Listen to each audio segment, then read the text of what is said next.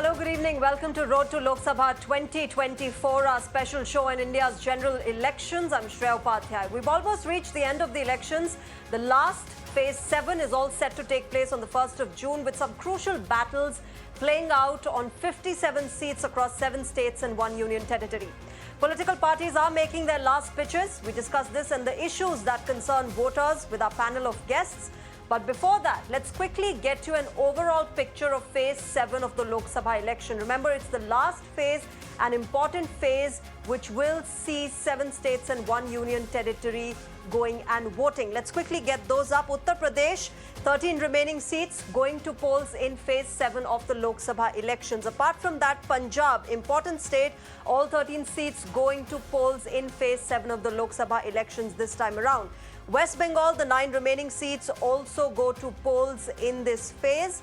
Apart from these 3 states, Bihar has 8 seats, important seats there as well, and crucial political battles playing out there. Remember, with important issues at play, Odisha with its 6 seats also going to polls in phase 7. Apart from that, the 3 remaining seats of Jharkhand also voting on the 1st of June in the last phase of the Lok Sabha elections. Himachal Pradesh, all 4 seats going to polls in phase 7.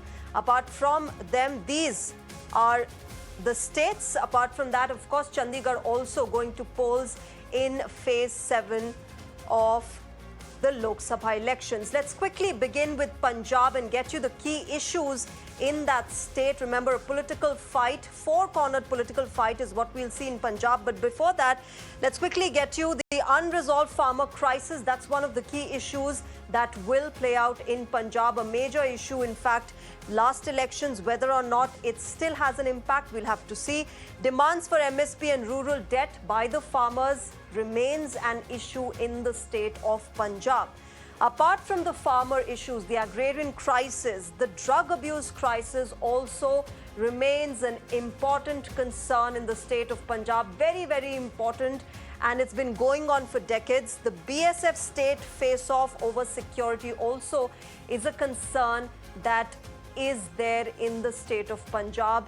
Apart from this, the revival of separatist sentiments. Remember, Khalistan, the issue of Khalistan and Khalistani terrorists still remains a big issue, remains a national security issue, not just an issue that pertains to Punjab. The closure of the India-Pakistan trade route also remains a big concern for the people of the state. These by far are the key issues. Adding to that is the power and water crisis.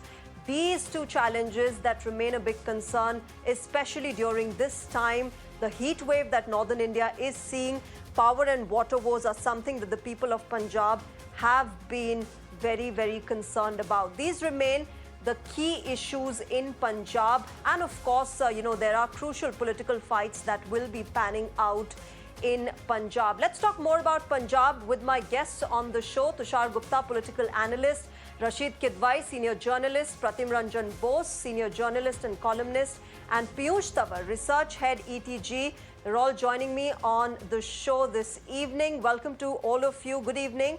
Tushar, let me start with you. Punjab remains a 4-cornered political battle between the BJP, Congress, Aam Aadmi Party and Shiromani Akali Dal. How do you see this really playing out, considering the kind of major issues like farmer issues and the agrarian crisis that we've seen in the past? Look, the politics of Punjab has changed a lot since 2019. The Shiromani Akali Dal is no longer with the BJP. The BJP is going alone.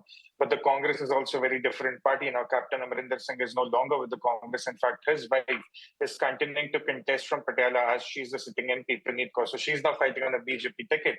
So Neil Chakad is now with the BJP, who was a big Hindu leader in Punjab.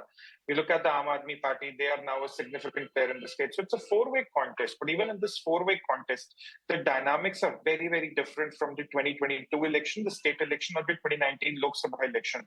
However, what makes this 4-way fight. Interesting is now it will become more about the candidates, the kind of connect the voters have with the candidates. And Patala Praneet Kaur obviously has a better chance of winning. In Ludhiana, there have been some imports by the BJP. In Jalandhar, there has been the sitting up MP who moved to the BJP. So all in all, in Punjab, it will be a four-corner contest which will benefit absolutely no one. And that is where it becomes important that who your candidate is. And that is why you saw BJP being very, very serious about the candidates. How do I look at the prospects of the BJP? It's very hard to say. But nevertheless, they should be able to retrieve at least those seats like Ludhiana, Jalandhar, Gurdaspur, even Patiala for that matter. 4 of the 13 seats, the BJP is in a position to win. But since it's a four-way contest, a very small margin can make things here and there. So it's very hard to say, but it's a very unique state going to polls this time. Okay, Rashid Kidwai, Aam Aadmi Party is of course going to be looking at sustaining in Punjab, Punjab being just another state after Delhi that Aam Aadmi Party is governing currently. But the kind of infighting and the kind of fights that Aam Aadmi Party and Congress have been having, do you think that's going to have an impact this time around?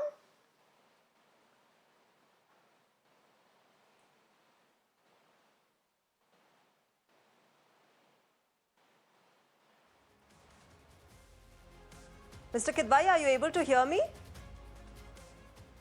All right, we'll try and fix that issue with Mr. Kidwai's network there. But let me go across to Pratim Ranjan Bose. Pratim Ranjan Bose, your views on the fact that, the Aam Aadmi Party and Congress are in alliance when we talk about the opposition India bloc. But when you see the case of Punjab, you have them, fighting against each other. And the kind of tussle, of course, the Aam Aadmi Party as well as the Congress Party has been seeing within their party ranks as well.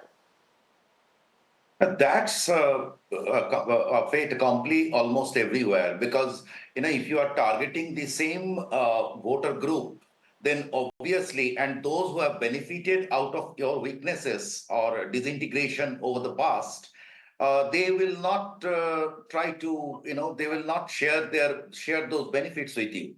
And they will try to leverage you for power at the center. So this is a very typical situation for Congress. When Congress will try to revive, they have to go solo. They have to try to go solo more and more.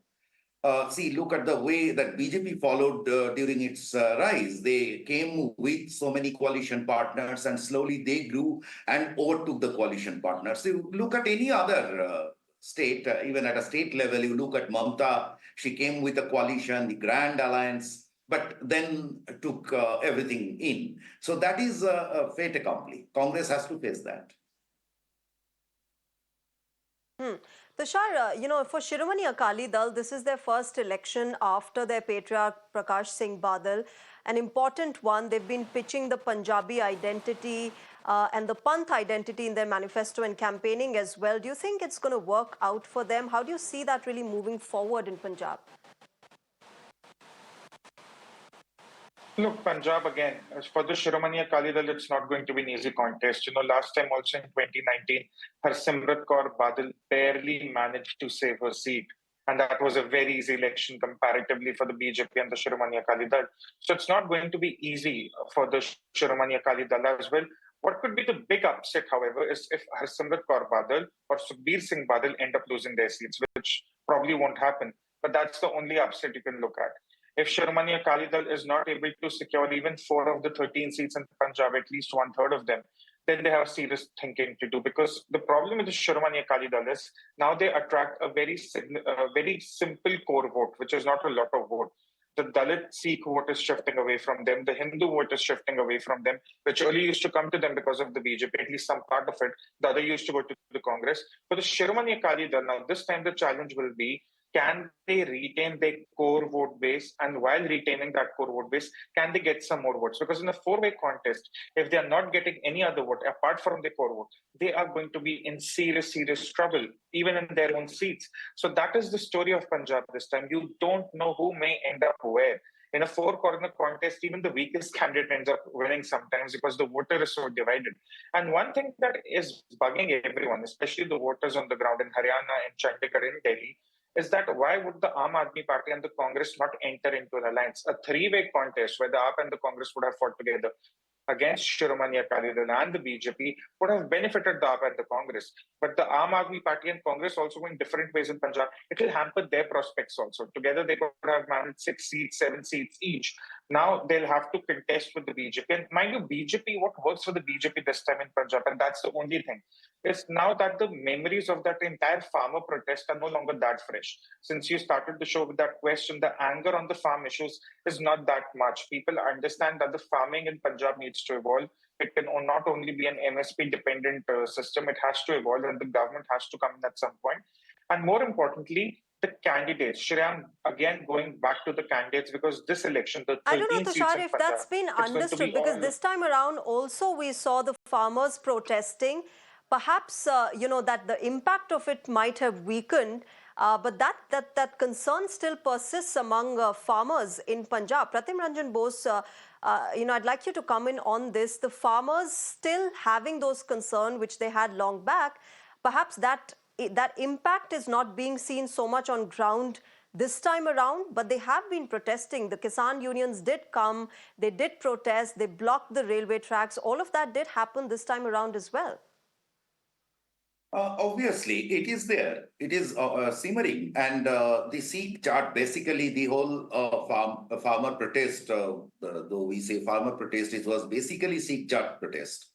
And that segment united for different reasons. Jats they had their own reasons. It was more political because you know what is happening in Haryana. They are against giving up the power. So it will remain. It is not the only thing that will, farmer protest is one of the tools that will there. And in Punjab and Haryana, of course, this MSP-based system that had long been patronized. So it is not easy to go. It will be there. Okay, let me get in Piyush on this. Piyush, when we talk about issues, and here we're talking about the farmers' concerns, the farmers' protests that have happened, this time around, have they seen much of an impact among voters on ground in Punjab? Apart from farmers' issues, you also have the drug abuse crisis that Punjab grapples with. In terms of issues, what are we looking at really this time? Shreya ji, first of all, to understand Punjab, so what we do is we categorize the entire state. We have a Doab region, we have a Malwa region, we have Majha region. So mostly the farmer issues were concentrated in Malwa region because that is called as Jamindari belt. And also in terms of voter turnout, so what we see is the Sikh voter and a non-Sikh voter, to understand what's the political scenario there and how the voter will turn out towards which party. So now in Punjab, what we have seen, it's there are 4 parties, a four corner contest, and what we have seen on the ground, as you have mentioned, the farmer issue, yes, it is there, but not seen. The impact is lowered now. We don't see that much impact. The separatism impact, not much. So if you if I want to give an example, see, when 2019 election, what we have seen in Punjab, Congress got 8 Lok Sabha seats. Congress won 8 seats, BJP 2, Akali 2, and AAP 1. But when in 2022 assembly election, Congress was totally swept out by the Aam Aadmi Party, because when I was on the ground, what we have seen, badlav chahiye. They have seen Aam Aadmi Party as a hope. But now I can clearly see on the ground, and also it reflects in the data, that they feel cheated by the Aam Aadmi Party. See, I'm not saying it's a word from the people. They say कि भाई इससे अच्छा तो कांग्रेस ही था, because now what they say on the ground, that drug abuse on rampant and corruption is on rampant. Corruption is a major issue in the Punjab, and mostly the bureaucracy and the MLAs were involved in that. That's on the ground. That's a narrative on the ground. Yes. Okay. Tushar, as per Piyush, of course, interesting find there, interesting research that they've done, the fact that there is perhaps some sort of anti-incumbency against the AAP government in Punjab. There is some sort of disillusionment as well. Well, it will have to show. look, it's still just about 2 years since the Aam Aadmi Party has taken over. Needless to say, the law and order has gone for a toss. The financial status of Punjab has gone for a toss. Arvind Kejriwal likes to go around town claiming that free electricity in Punjab is a revolution, but it's not. The state is in dire need of raising revenues, raising its tax base, raising its tax coverage. It's not happening. So my worry is that the anti-incumbency against the Aam Aadmi Party is beginning to show. However, we still have to look. 2 years is a very less time for the voter anger to build. Again, can Aam Aadmi Party collaborate with the Congress for a strategic vote transfer? Clearly, that's also not on the cards because Arvind Kejriwal has been very vocal in his interview saying that we do not want to ally with the Congress. Bhagwant Mann himself has been very critical of the Congress party. Charanjit Singh Channi, who was the former chief minister, has been critical of the AAP. So, the perception amongst people is that Aam Aadmi Party and Congress are unable to work together. They want to build a government in the center. There they cannot work together. Aam Aadmi Party in Punjab hasn't been able to do anything different to raise employment, increase industrialization. That they cannot help. They see Arvind Kejriwal is in jail on corruption charges. They see what Raghav Chadda was doing while he was interfering with Bhagwant Mann's administration. So there are a lot of factors which work against AAP. The only thing that can work for the AAP is it's just been 2 years. So people may not want to be that harsh. What works for the BJP is that they can sort of galvanize this anger into some sort of vote. You spoke about the farm issue also. One thing we need to understand, the Jat Sikh vote is anyway with the Shiromani Akali Dal. It's not going to come to the BJP anyway. It has never come to the BJP. So that vote is anyway not coming to the BJP. So the anger may be there, may not be there. That doesn't work for the BJP. What BJP would want is some of the core Hindu vote to come to them because 45 to 50% of the population in Punjab is Hindu. Can the BJP extract some vote from there? That's the big question they'll be asking in Amritsar, where Taranjit Singh Sandhu is fighting. Let me take this to Piyush. Piyush, has BJP been able to impact the Hindu vote in Punjab? Have they been able to tap into that segment? Definitely. So what we see is making a report and but what I feel is BJP is in a good contest on 4 to 5 seats. And it might go up, but 4 to 5 seats, they're in good contest. And especially because of the Hindu voters. I won't say Hindu voters are like Sikh and non-Sikh voters, including Muslims, which are like almost no presence. So it's like Sikh versus non-Sikh. BJP is able to consolidate non-Sikh voters. And I would say seats like Gurdaspur and then Hoshiarpur, then you have Ludhiana, then you have Patiala, then you have Jalandhar. These are on good fights. BJP might gain or might not. I won't say right now I won't reveal. Okay. Okay, let me also quickly talk about Chandigarh. Pratim Ranjan Bose, if Punjab has seen AAP versus Congress, Chandigarh has seen BJP versus AAP, especially in the mayoral polls that we saw that whole tussle playing out. How much of that is being seen by people and, being a concern there when they go out to vote? This is a difficult question.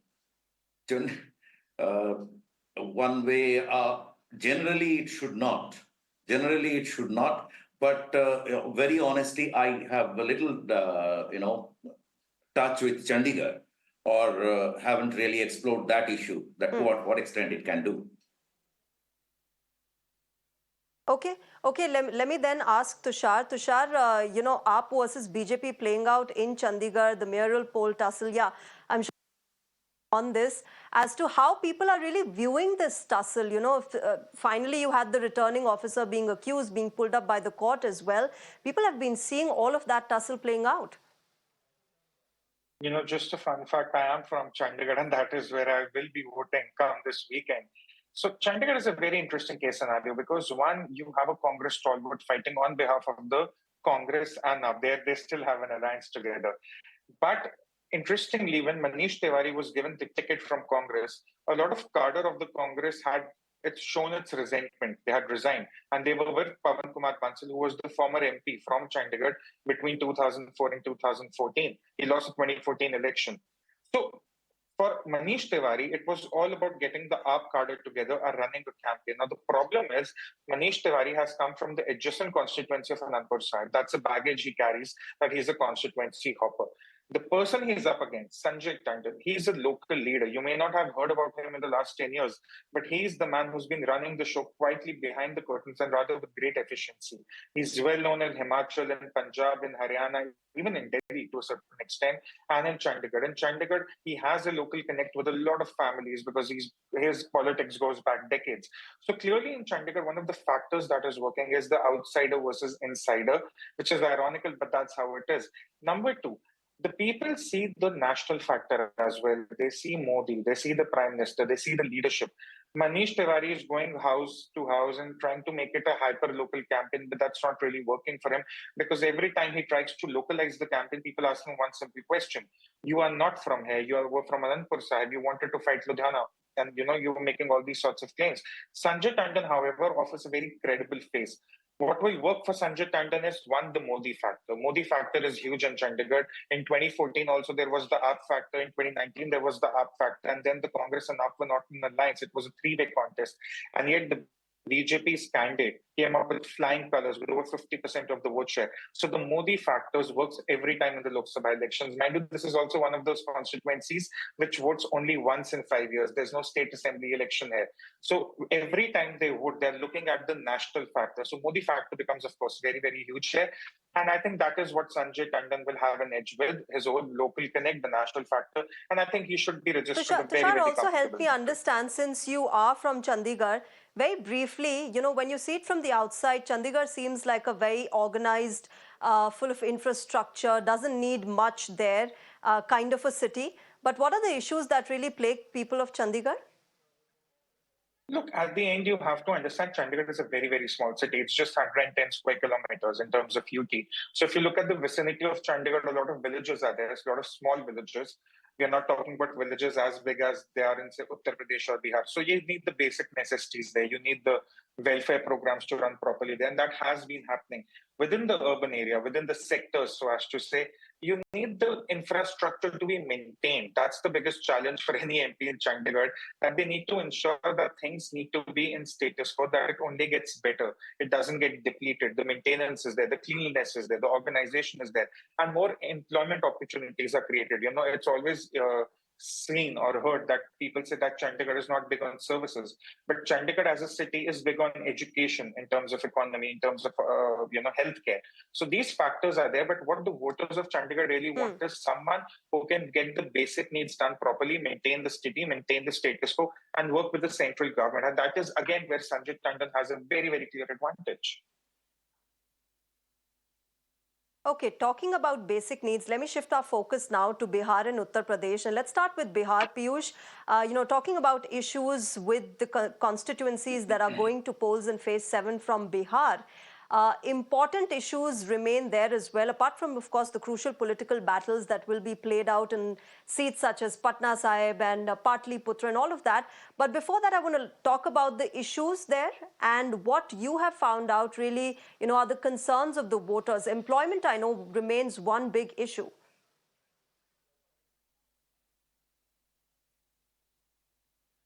True. Yes. So we have seen the unemployment is a major issue in Bihar, and as we have seen Tejasvi Yadav coming and saying that we have given 5 lakh jobs for when they were in the power, for I think 1 or 2 years, and then they are saying कि अगर हम अभी और फिर से power में आते तो हम इतना job दे देंगे, and all those promises. And we have seen, yes, he is gaining a lot of traction from the youth. But still, I would say that still the Bihar's politics is mostly, dominated by caste factor. So we have seen, like in my previous as a discussion, I have said the Bihar is totally dominated by caste, and we have seen the MY factor, Muslim and Yadav, and they have also tried to shed their image as a Muslim Yadav, and they have said that we are like my Bap image, like Muslim Yadav, then it's like Bahujan, Agadi, and then they said we'll include women's, that Adi Abadi, and then Pichhada. But still we see, even though they say we are with all other communities or with a party who represent all other communities, but still in Bihar, Tejasvi Yadav or the RJD and the Congress, they're still perceived as a MY, Muslim and Yadav vote bank or vote-based party. So yeah, in Bihar we see issues, but not affecting this time elections or. Pratim Ranjan Bose remains one sort of interesting feature there in Bihar. You go to the youngsters there, you go to youth, you go to people, they'll tell you their issues, that there is no employment, we need jobs, we need basic infrastructure and all of that. But when they go out to vote in the polling booths, what dominates is perhaps the caste factor. Not perhaps. It is the caste factor that dominates. That is very unfortunate truth. And I mean, I often say that, and not anymore true, but in West Bengal, there was a situation once upon a time when people were divided by parties. It was called a party society. But Bihar is probably a caste society, 100%, almost. I mean, this is something. So all these discussions we have about development, not development, etc., they don't really cut much ice. But I'm really hoping, going by the campaign, I'm really hoping by that Jan Swarajya Party, if they can bring some change that way, at least in their campaign, they are trying to be different. BJP also focused on certain areas on development and etc. One good thing, what extent, I haven't gone into the deeper data, but in 2019, there was women voted in favor of BJP. So that was BJP and BJP, JDU, the coalition. So that was one social factor that we saw. Probably that is the only commonality that we find in Bihar in recent years, along with the rest of India, that women are taking more interest in decision making. But other than that, I'm really, the rest of it is these AMY, etc., etc. Okay. Tushar, talking about the political battles on the seats that are going to polls in phase 7, Patliputra remains an interesting battle. You've got Meesa Bharti, who lost in the previous elections by a thin margin, versus BJP's Ram Kripal Yadav, who's of course aiming for a hat-trick this time around. How do you see that really panning out? Is this question for me? Yes, Tushar.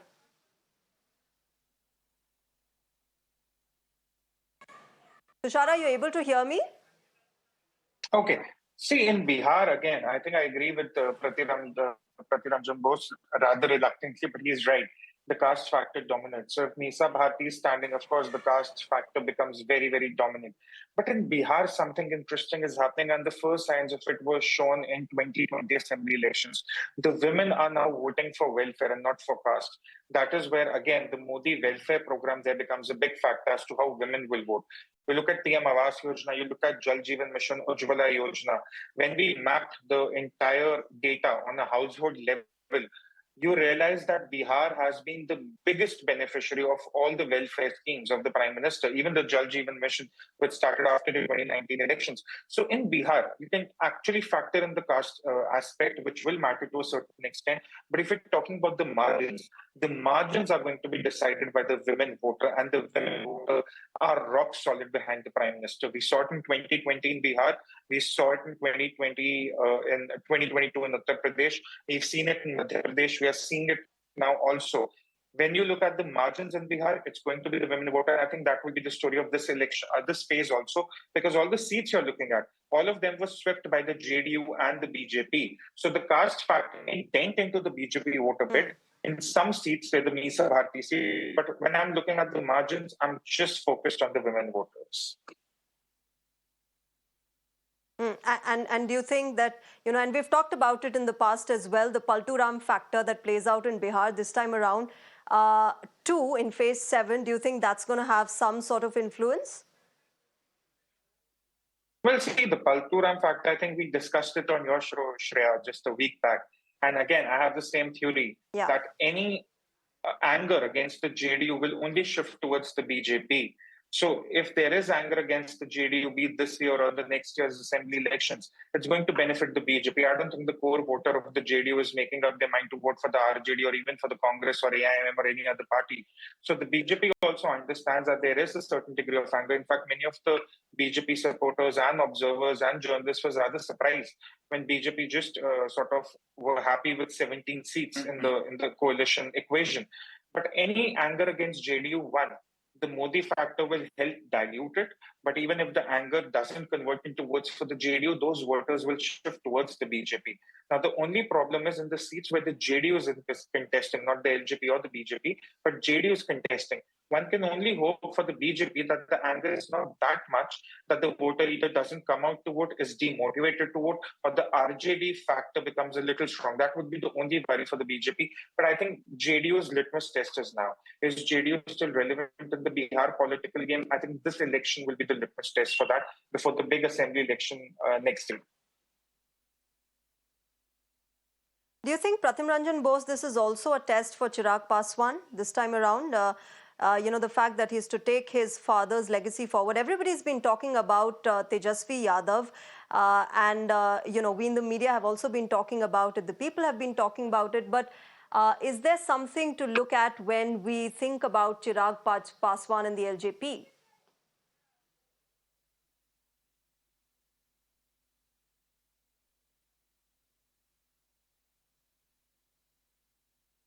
Okay. Yeah, Chirag Paswan has been coming in and out of NDA, and he has been some sort of unhappy guy. He was restless to do his things. He has been trying for his luck. It is definitely his litmus test because he has to prove that he has the mettle in him to stand up. He has been trying to take over part of the JDU's constituency for quite some time. But it hasn't worked out well so far. There is a reason why BJP couldn't trust on him after Nitish Kumar went for RJD a couple of years ago. So this is a fact. All right, let me shift our focus now to Uttar Pradesh. Tushar, Uttar Pradesh, of course, is going to polls on the remaining seats that are there in phase 7. But, talking about the alliance that has happened between Samajwadi Party and Congress, how is that being really viewed on ground? No, I don't think the alliance will have really any big impact on the BJP. Even if you look at the last time, the vote share in percentage points jumped for the BJP. There was an increase. It wasn't like the Samajwadi Party or the Congress could really get anything out of them. One thing we need to understand also, Shreya, is that Congress is no longer a player in Uttar Pradesh. Barring one seat of Rai Bareli, we need to start acknowledging the fact that this could well be the Lok Sabha election where the Congress is reduced to an absolute zero in the state of Uttar Pradesh. So that leaves the BJP competing with the BSP, which is seemingly like a friendly contest, or the Samajwadi Party, or the other smaller parties. Congress is no longer a factor.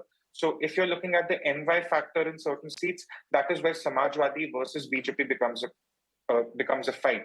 But if you're looking at the Congress versus the BJP angle, I think beyond Rai Bareli, that is nowhere. What Congress has done to Uttar Pradesh, the whole confusion now, Rai Bareli and Amethi, will Rahul fight, will he not fight, using the state as a second fiddle after Kerala's Wayanad.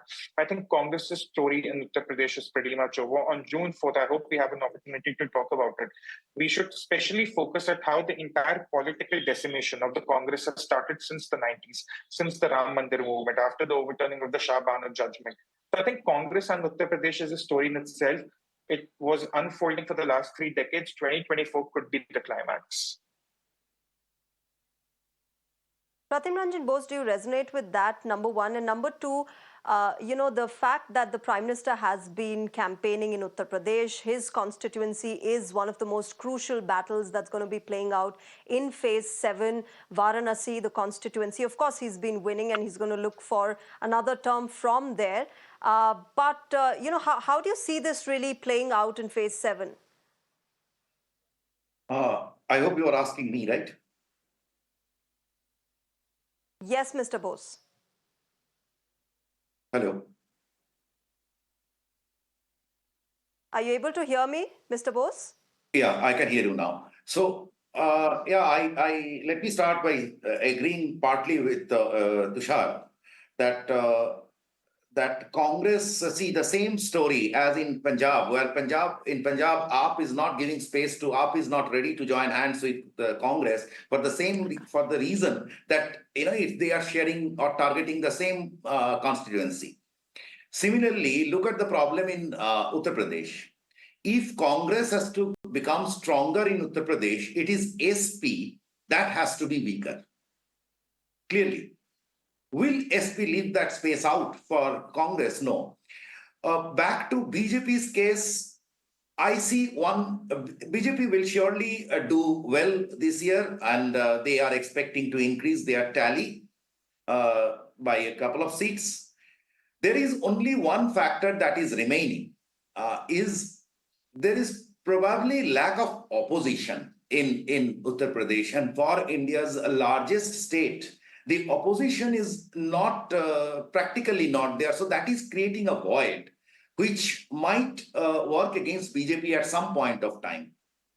This is my concern. But for this vote, they have no concern. They are going to add a good number of seats. So you don't think the Congress-SP alliance is having much of an impact as an opposition there in the state?